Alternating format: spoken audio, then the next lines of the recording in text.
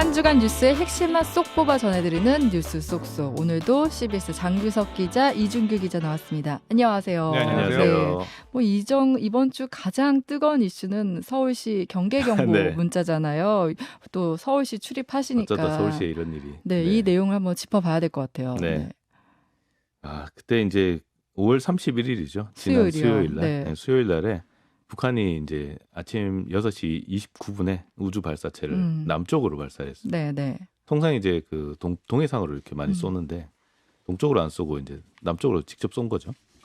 그래서 이제 백령도 일대는 경계경보가 발령이 됐고요. 네. 네. 그다음에 근데 그때 또 서울시에도 사이렌이 울리고 맞아요. 여러 가지 일들이 네. 있었습니다. 네. 근데 너무나 이제 혼란스러운 일들이 많이 벌어졌는데, 근데 사실 저는 그때 사실 제가 사는 데가 파주인데, 북한하고 제일 가까워서 사실 제일 이렇게 경계가 이렇게 좀 경계심이 있어야 되는 그쵸. 동네인데 아무 일도 일어나지 않았어요. 거기는 오히려 조용했구나, 그죠? 저는 그래서 사회부에서 단톡방에서 이게 급하게 올라와서 그때 이제 알고 그때부터 이제 취재를 시작을 했는데 이준규 새벽에. 기자는 그때는 어땠어요, 진짜? 저는 집에서 있었는데 갑자기 뭐가 삐삐삐삐삐 소리가 울리더니 저희 아내가 놀라가지고 뭐야 이거 대피해야 되는 거 아니야? 하면서 근데 전 순간적으로 이거 아까 느낌 이상하다. 이게 싸다. 실제 상황이면 이 정도가 아니고 뭐 공습 경보니 뭐니 해가지고 뭐 온갖 것들이 막 난리가 났을 텐데라고 하면서 이제 TV 틀어보고 뭐 이렇게 했는데 별로 반응이 없더라고요. 그래서 요거 좀 실제 상황 이런 거나 아니면 진짜 실질적인 위협이 있는 건 아닌 것 같고 뭔가 좀 잘못 조치된 게 아닌가라고 하면서 아내를 일단 안정시키고 그다음에 이제 막 봤는데 역시나 대단히 두 분은 혼란스럽죠. 그래도 좀 침착하게 보낸 편이었는데. 저는 침착한 게 아니라 몰랐어요. 정말로. 그러니까 경기도에 서울시에만 계시니까. 문자가 그러니까 네. 이것도 좀 문제였던 것 같긴 그쵸. 한데 근데 아침 얘기를- 뉴스팀 준비하면서 아침 또 뉴스팀은 그때 완전 혼선에 대해 뉴스 난리가 직전이었잖아. 났었고요. 근데 이제 저는 이제 카카오톡 단체 채팅방에서 다들 어디로 대피해야 되냐, 뭐 쌓아야 되냐, 막 이런 문자들이 막 오더라고요. 그래서 이게 보통 심각한 게 아니었구나 그때 당시 상황이 그걸 느꼈는데 사실 이게 그만큼 일상에 많은 혼란을 줘서 더 논란이 되는 그렇죠. 거잖아요. 이게 네. 이제 좀 경과를 한번 볼게요. 5월 31일 수요일 아침 6시 41분에 서울시에 이제 휴대전화에서 일제히 발신음이 삐삐삐 하고 울린 거예요. 위급 재난 문자다. 이 위급 재난 문자가 재난 문자 중에서 제일 위에 있는 문자예요. 그래서 소리도 제일 크게 나게 설정이 돼 있습니다. 그래서 이제 오전 6시 32분에 서울 지역에 경계 경보를 발령한다. 국민 여러분께서는 대피할 준비를 하시라. 이런 내용이 왔습니다. 네. 근데 그리고 이제 32분에 실제로 6시 32분에 경계 경보 사이렌도 울렸어요. 사이렌도 울렸고.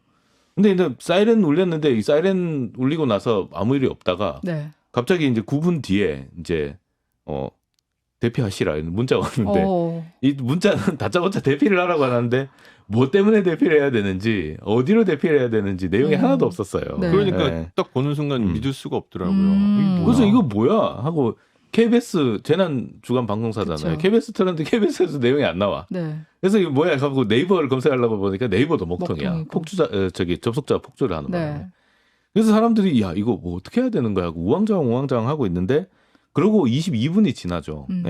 7시 3분에 행정안전부에서 서울시 재난 문자는 오발령입니다. 이 문자가 갑니다. 얼마나 네. 황당해요. 네.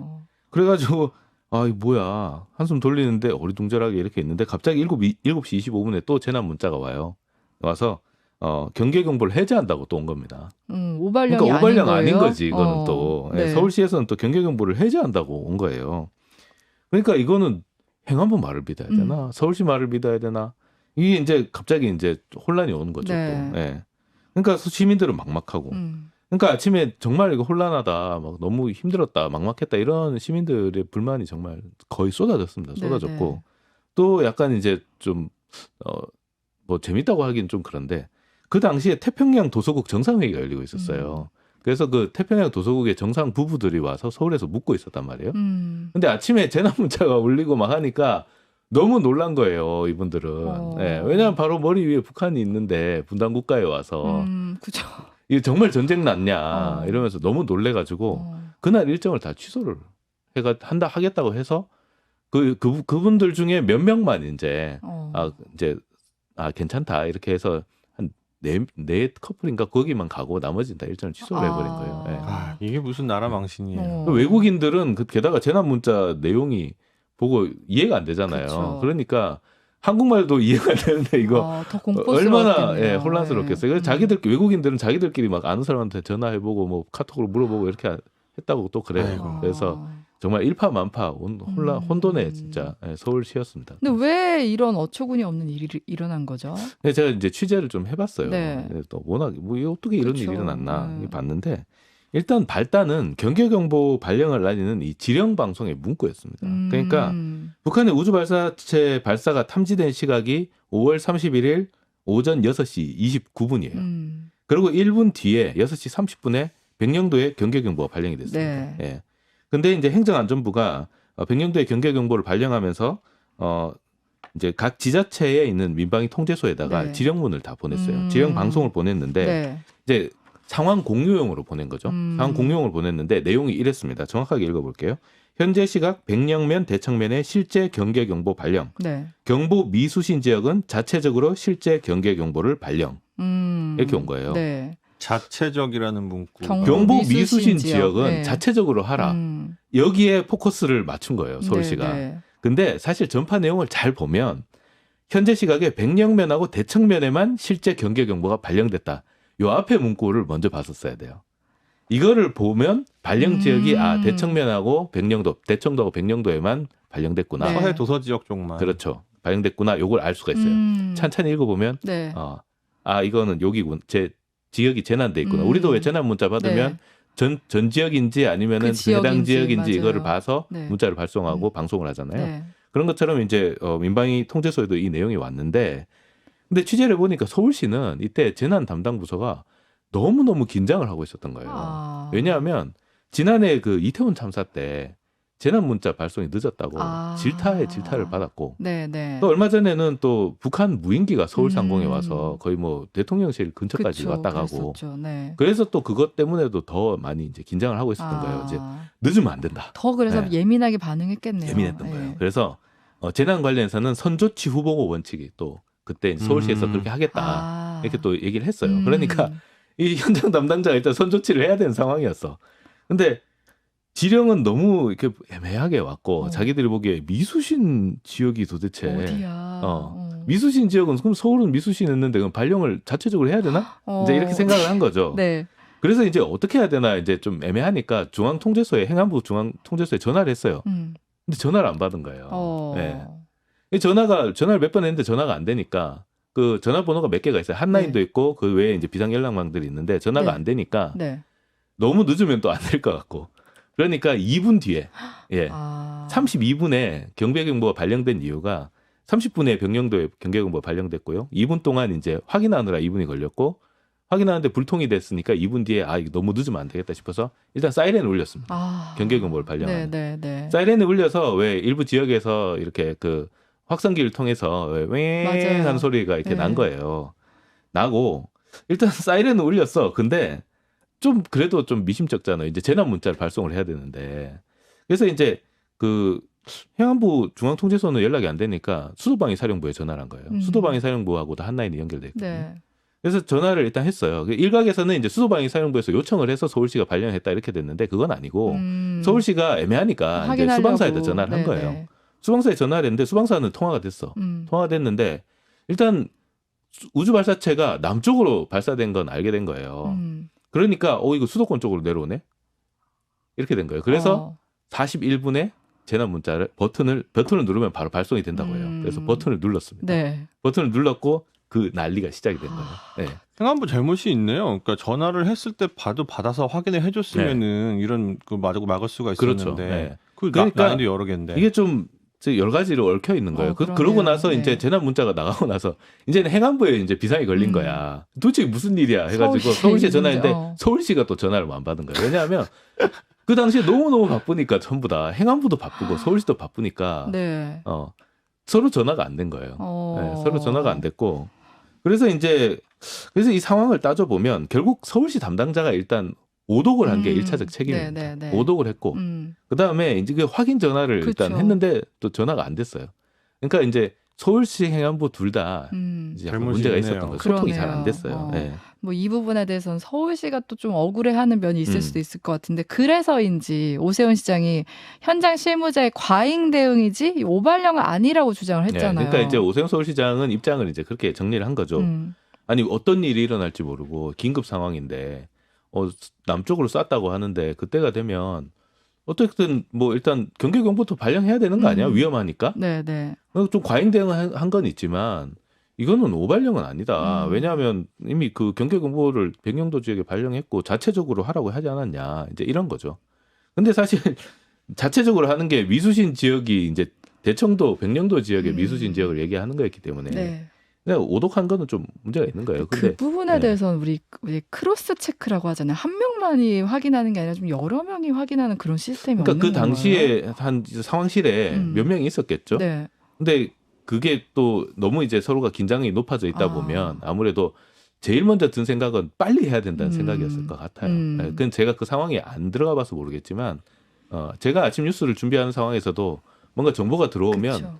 어떻게든 빨리빨리 전달해야 되는 맞아요. 상황이라고 생각한다면 네.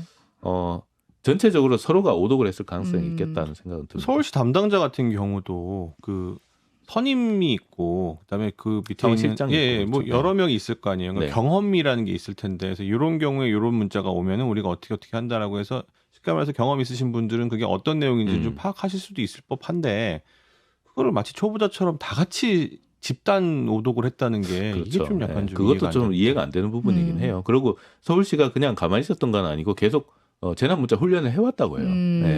그런데 이런 일이 벌어졌으니까 네. 이제 국무조정실에서 이제 경위 조사를 진행을 하고 있는데 세세하게 경위가 나올지 안 나올지 좀 봐야 됩니다. 네. 근데 국무조정실은 논란이 커지니까 좀 빨리 조사를 해서 빨리 발표를 하겠다고 네. 얘기를 한 상황이기 때문에 좀 봐야 되고 사실 행안부를 믿어야 되나 서울시를 믿어야 되나 사실 이게 거의 양치기 소년이 돼버렸잖아요. 네. 그러니까 이 신뢰 회복 문제도 있기 때문에 이 경위 조사 확실하게 해야 되고 책임 소재도 확실하게 가려야 됩니다. 네. 이게 뭐 서울시장이 그냥 당장 문책할 수도 없는 일이고 적극적으로 행정하는 것일 수도 있지 않냐 이런 식으로 얘기는 하지만 이 부분은 좀 냉정하게 좀 봐야 되는 거 아닌가. 예.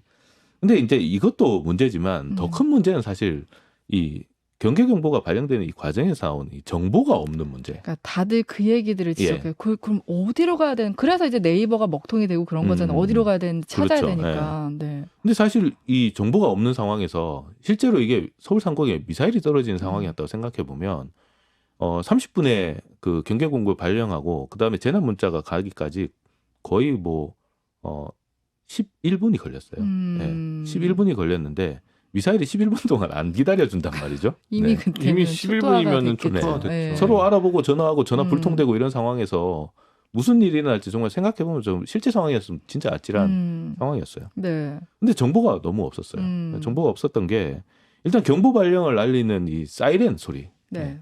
사이렌 소리 들어본 적 있습니까? 그 전에? 아니요, 저 못 들어봤고 네. 이번에도 뭐 군대 몇십 있을 년 때. 만이라고 하잖아요. 네, 네. 저는 거의 교련 시간 때 아, 고등학교 때 네. 예, 배웠던 거 기억이 막 가물가물 나려고 하는 것 같아요. 민방위 훈련에 대해서. 그렇죠. 예. 네. 사실 이 사이렌 소리가 경계 경보가 발령되면 이제 경계하시고 대피할 준비하시라. 혹시라도 공습이 있을지 모르니까 하면서 이제 사이렌을 울리게 되는데 이때는 평탄음으로 웽 이렇게 1분 동안 평탄음이 간다고 해요. 그 다음에 이제 실제로 이제 공격이 임박했거나 공격이 시작됐으면 이게 이제 음의 높낮이가 상승 삐 그다음 하강 이렇게 상승 하강을 반복하는 사이렌이 나오고 음성 방송이 나온다고 합니다. 네. 몰랐어요. 몰랐어요. 전혀 몰랐어요. 네. 그 군대에 있을 때 좀 배우긴 했습니다. 세 종류 정도 있는데. 네. 네. 그다음에 화생방 훈련 같은 경우는 이 사이렌 없이 방송부터 한다고 하더라고요. 대피하는 장소가 화생방 훈련 같은 경우에는 화생방 경보가 울리면 대피한 장소 위로 가고 네. 네. 공습이면 아래로 지하로 네. 가고 네. 네. 그런 거였는데 몰랐어요. 전혀 몰랐어요. 예. 맞아요. 네. 사전에 이게 뭐 학습이 된 것도 아니고 고지가 된 것도 아니고 그 다음에 재난방송 주관사 KBS 방송 안 나왔어요. 바로바로. 그 다음에 네이버. 그다음 먹통이 됐잖아요. 그렇죠. 그러니까 정보가 전혀 이게 정보를 얻을 수 있는 곳이 없었단 말이에요. 두 번째로는 이제 온 게 이제 재난 문자인데 이 재난 문자에도 정보가 부족한 거예요. 뭐 때문에 경보가 발령됐고 어디로 대피해야 될지에 대한 내용이 하나도 없는 거죠. 그러니까 뭐 때문에 따라서도 지금 대피 장소가 다 달라지는 거잖아요. 그렇죠. 근데 네. 뭐 때문에도 없었고 네. 어디로 가야 되는 그렇지. 것도 없고. 그러니까 과생방이면 올라가시라, 공습이면 내려가시라 이걸 알려줘야 되고 그 다음에 대피 장소는 어디다를 알려줘야 되잖아요. 일본 같은 경우는 그때 이제 재난 문자가 6시 30분에 발령이 됐습니다. 바로. 우리보다 훨씬 네. 빨리 됐네요. 6시 30분에 발령이 됐고 미사일 발사 북한에서 미사일로 추정되는 게 발사됐습니다. 지하 또는 뭐 건물 안으로 대피하세요. 이렇게 네. 내용이 나온 거예요. 음. 정확하게 그러네. 되게 간결하고 명료한데 정확하게 알려주잖아요. 그러네요. 근데 이거는 일단은 경계경보가 32분에 발령됐으니 대피할 준비를 하십시오. 그다음에 대피할 때는 어린이와 노약자부터 먼저 대피해야 됩니다. 이 내용이 나온 거예요. 그러니까 이거는 도대체 뭐 때문에 발령된지도 모르겠고 어디로 가야 되는지 모르겠는데 어린이하고 노약자부터 대피시키라고 하니까 너무 이제 황당한 거죠. 그쵸. 당황스럽고 네. 우왕좌왕하고. 그래서 지금 정부가 뒤늦게 시스템 정비를 네. 하겠다고 하는 네. 거죠. 그다음에 이제 정부에서 이제 알려주는 대피소의 위치, 정부에서 선정해놨다는 대피소 위치, 그다음 대피 요령 이거에 대한 정보도 너무 없는 거죠. 우리가 학습이 되지 않은 거잖아요. 맞습니다. 예. 네. 그러니까 정부에서는 이미 다 지정해놨어요. 정부 지하철역, 공공건물의 지하실, 뭐 지하주차장 이런 데다가 다 지정을 해놨고 네. 검색하면 다 나옵니다. 검색하면 나오는데 일단 저도 몰랐어요. 저희 집 주변에 대피소가 어디 있는지. 네, 네. 그다음에 대피소 위치는 행안부 안전디딤돌 앱에서 검색이 가능하다고 합니다. 그다음 재난안전 포털에서도 검색이 가능하고요. 근데 이거 상황 급박한데 딱 앉아서 그러면은 저기 저 앱 마켓 들어가가지고 앱 다운받아서 그쵸. 검색해서 여기구나 하고 대피할 상황이 아니었잖아요. 네. 그러니까 이거는 미리 사전에 연습이 돼 있어야 되는 거고 알려져 있어야 되는데 네. 중요한 거는 6년 만에 민방위 훈련을 했어요. 음. 민방공 훈련을 했습니다. 얼마 전에. 2주 전에. 네. 근데 이거는 공공기관하고 학교에서만 했단 말이에요. 그러니까 일반 시민들은 사실 알 수가 없는 상황이었고. 네. 네. 그래서 여러 가지 이제 문제점들이 노출이 됐죠. 네. 그럼 시스템 정비는 어떤 식으로 한다 얘기 나온 게 있나요?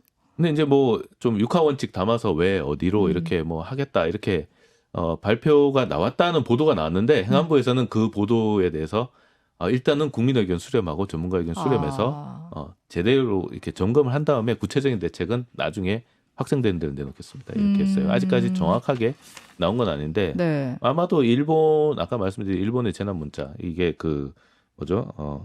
전국 순시 경보 시스템 뭐 J 알럿이라고 하는데 이거하고 유사하게 나가지 않을까 하는 생각은 들고요. 네. 저희는 아직 휴전국이잖아요. 종전국이 아니고 실제로 그 여러 가지 위협이 상존하고 있는 상황인데 이게 매뉴얼이나 이런 게 제대로 프로토콜이 준비가 돼 있지 않다는 사실도 되게 놀랍고 한편으로는 또 저 자신도 놀라운 게 야, 북한에서 미사일이 발사됐다고 하는데 내가 이렇게 침착하다니 나도 사실상 전쟁이 이제 일어나지 않는다라고 생각하는 되게 그쵸. 평안한 어떻게 보면 되게 안일한 마음으로 살고 있구나. 그러니까 이런 어떤 그런 부분들을 좀 이렇게 상기시키고 하려면은 평상시에 말씀하셨던 어떤 그런 훈련들도 좀 많이 좀 있어야 되고 하는데 네. 그런 게 지금까지 되게 뭔가 맞아요. 무관심 속에서 방치돼 있었다 이런 느낌이 좀 강하게 듭니다. 네, 네. 그렇습니다. 이번에 그러니까 서울시 오독한 것도 그렇고 행안부에 어쨌든 전화를 걸었는데 안 받은 걸 그렇죠. 보면서 네. 사전에 그러니까 얼마나 이 문구에 대해서도 익숙하지 않았으면 이런 일이 있었을까. 그러니까 맞아요. 사전에 너무 연습이 안 됐고 그리고 연락도 전화를 안 받으면 연락이 안 된다는 건 입체적인 그 교류가 이루어지지 않았다는 맞아요. 거잖아요. 네. 그 한계가 너무 여실히 드러나서 사실 말도 안 이번 되는 일을 거죠. 계기로 바로 잡아야 되지 않을까 싶습니다. 그래서 뭐 이렇게 네. 모의고사 치렀다 뭐 이런 얘기도 나오긴 나오는데 모의고사 치고는 너무 좀 비용이 맞습니다. 컸죠. 네.